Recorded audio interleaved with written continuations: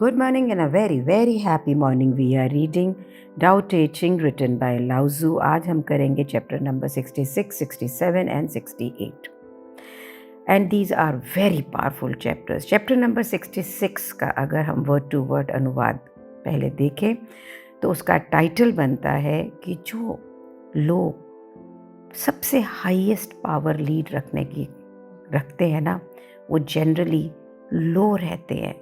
Simple सी summary ये है कि रिवर्स एंड ओशंस यानी नदियाँ, समुद्र इसलिए पावरफुल होते हैं क्योंकि वो लो लाइंग एरिया में होते हैं और सारे स्ट्रीम्स उसके अंदर, सारे झरने उसके अंदर फ्लो कर जाते हैं. इसी तरह से महान लीडर जो लोग लीड करते हैं, ओवर हियर लीडर मीन्स आप अपने घर में, अपने खुद के, अपने ऑफिस में, जहाँ पे भी हैं, जहाँ पे आप एक ग्रुप ऑफ पीपल को आगे लेके चल रहे हैं, तो आप उनके below them you are there will understand what does the below means. They don't try to dominate, they try to support rather than control these people naturally, and इन लोगों को लोग अपने आप फॉलो करते हैं. इन शब्दों के साथ में राइटर आपको विनम्रता की पावर, तो उसकी ताकत को बताना चाह रहा है कि जो पावर विनम्रता में है वो डोमिनेंस में नहीं है, वो रौब में नहीं है, वो प्रभुता में नहीं है. जब आप लो होते हैं, आप सुनते जाता है, रिसीव ज़्यादा करते हैं, लोग आपके साथ में सेफ फील करते हैं. और उसका कारण है फिर कि आपका इन्फ्लुएंस, क्योंकि वो आपके सामने सेफ फील कर रहे हैं, आपको सुनते ज़्यादा है, इन्फ्लुएंस बढ़ता है. जब आप डोमिनेट करते हैं तो लोग रेजिस्ट करते हैं.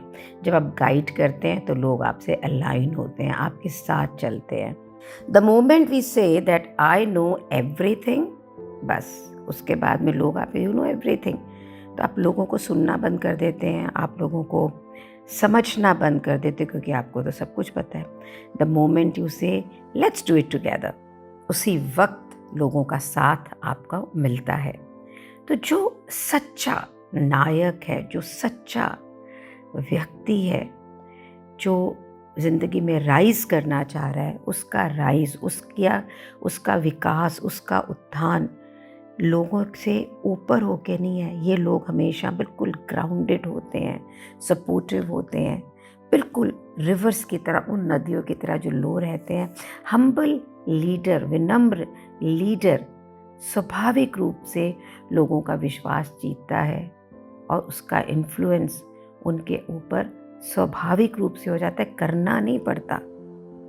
कंपैशन यानी काइंडनेस, सिंप्लिसिटी यानी मॉडरेशन, ह्यूमिलिटी मैंने अपने आप को सबसे पहले नहीं रखना यानी विनम्र रहना, इन तीनों की बात कर रहा है चैप्टर नंबर 67 पे. ये वो कह रहा है कि मेरे 3 ट्रेजर्स हैं यानी 3 धन हैं.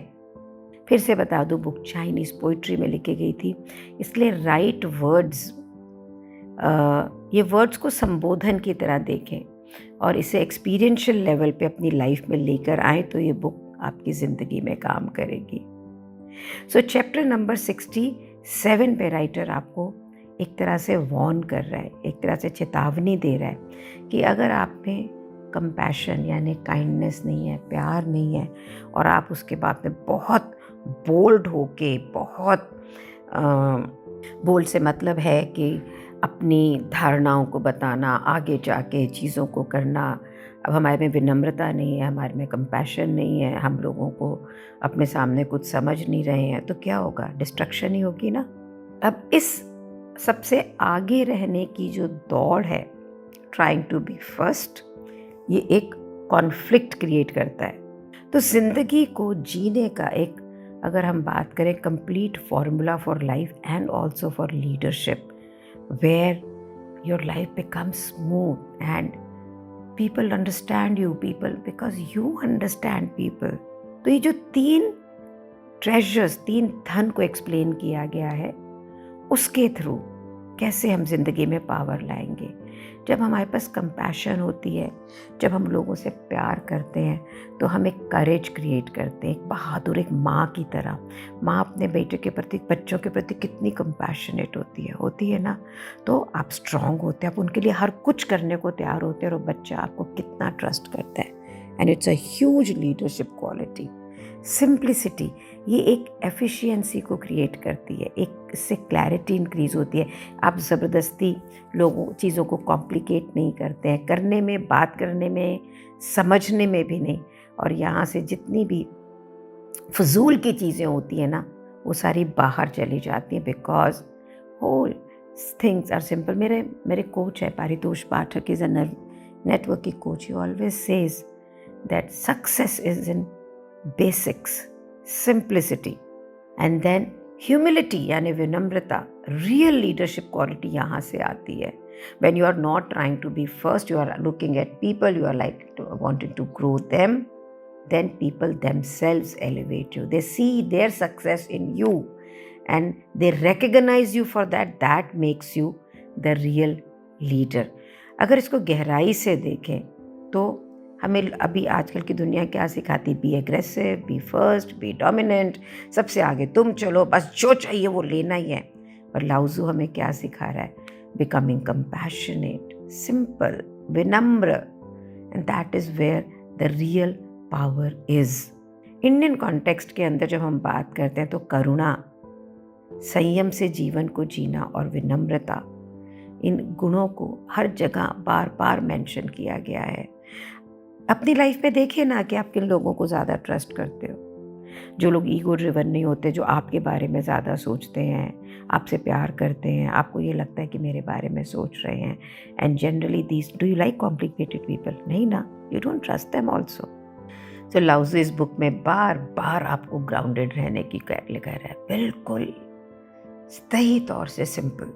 एक अच्छे योद्धा में आपको क्या क्वालिटी दिखती है? वो लड़ाका होएगा, वो लोगों को मारने की कोशिश करेगा, वो ये करेगा। और यहाँ पे लाउज़ू क्या कह रहा है कि जो बेस्ट योद्धा है, वॉरियर है, वो एग्रेसिव नहीं होता, वो गुस्सा नहीं होता।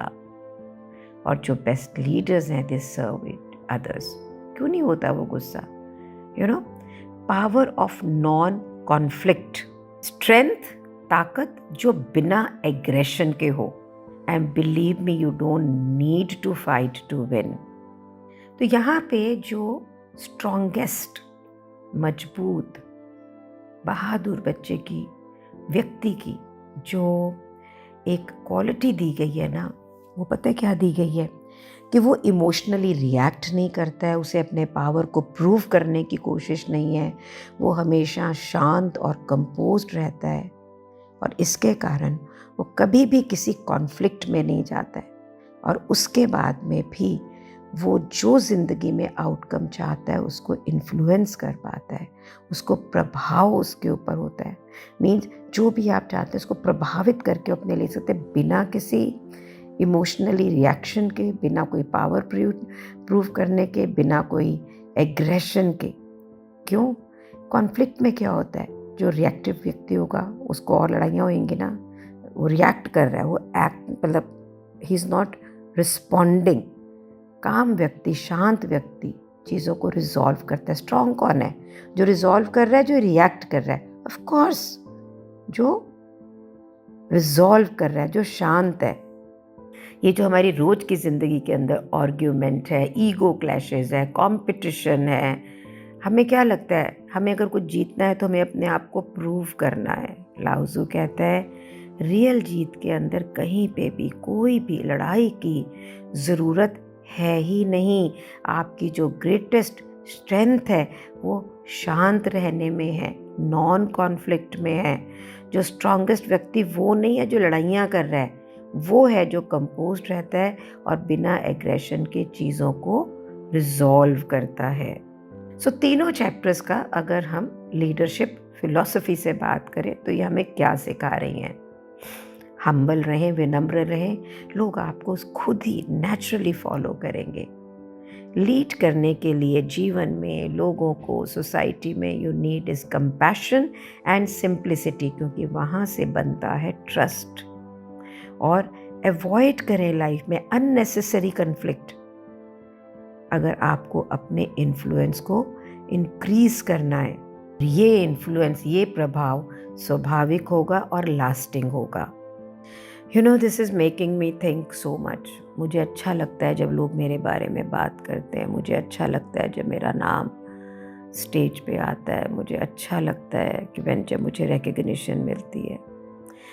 और मैं बहुत लोगों को लीड करती हूँ, कोच हूँ, स्टूडेंट्स को पढ़ाती हूँ, बहुत ग्रास रूट लेवल भी ट्रेनिंग्स करती हूँ। और ये मुझे क्या सिखा रहा है? टू स्टे विनम्र and then the influence comes on its own.